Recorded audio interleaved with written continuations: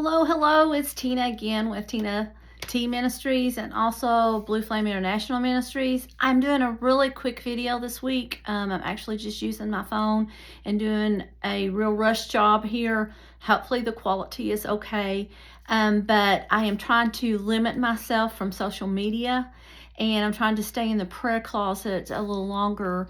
When you're needing answers and looking for things, you have to get yourself in the right posture to receive. So that's what I'm doing, but I also did not want to miss giving a word this week as I'm trying to, stay in a good rhythm of doing this. And the Lord did give me a word. I woke up the other morning and I was hearing counterintuitive. Now, that's not a word that I use on a daily basis, probably not a word that a lot of people use on a daily basis. So I knew there was something to it. So if you look up counterintuitive or want to know an example, I'm just going to try to give it to you in layman's term. So counterintuitive is when something doesn't look like that it's supposed to happen, but it does. An example would be if you were giving someone a harsh word and you expected the outcome to be them being mad at you, but instead they were very appreciative and glad that you gave them that harsh word, that is counterintuitive. So that is something happens when you don't expect it to. And as I thought about this word, I thought, that's exactly the way God is.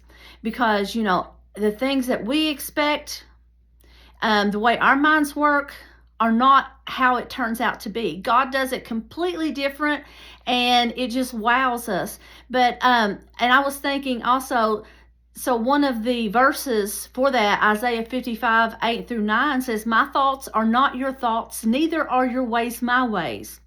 For as the heavens are higher, so are my ways higher than your ways, and my thoughts than your thoughts." See, his thoughts and his ways are much higher than ours, and we just can't really wrap our minds around some of the things that he does and how he does them. And I also thought about in 1 Samuel 17, whenever David went to fight Goliath, normally you would come to fight in your armor and sword, and Saul even tried to put his armor and sword on there, which was totally the wrong thing. You cannot use someone else's weapons or fight the way that they fight. You cannot do that. So that's just a real quick word in that. But at the same time, what did he bring to the fight?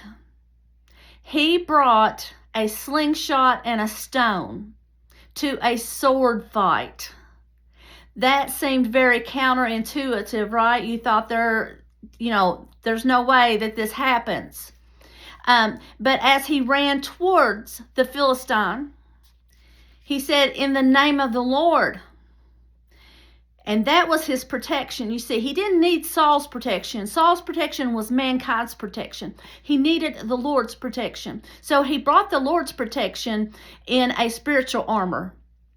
And he brought the sling and the stone to prove that it did not take man's ways to do what men thought the way he should do it. So he was being counterintuitive, which is just awesome. It's awesome that God works that way. I think about some of the things that he has done for me and some of the things he's done for a lot of people that I know, and he done it in such a way that we were not expecting. And how counterintuitive is that? So listen, don't think that something is not going to happen just because it hasn't happened the way that you thought that it should happen. See, it's still on its way. If it's a promise, it's still on its way. And God is going to do that, but it's probably going to be in a counterintuitive way. You're never going to expect how it comes about, but wow, you're going to be blessed when it does. And the way that he does it in a counterintuitive measure is it even brings more than what you were wanting or expecting. And how awesome is that? A God that can do that. So I'm going to leave you with that quick word this week. And I hope to see you next week. And until then, let's stay in our prayer closets. Let's do the things that God would have us to do, and let's work on ourselves, because we can't help anyone else until we are at the point, a wholeness in the body of Christ. So I will see you next week, and you guys have a wonderful week.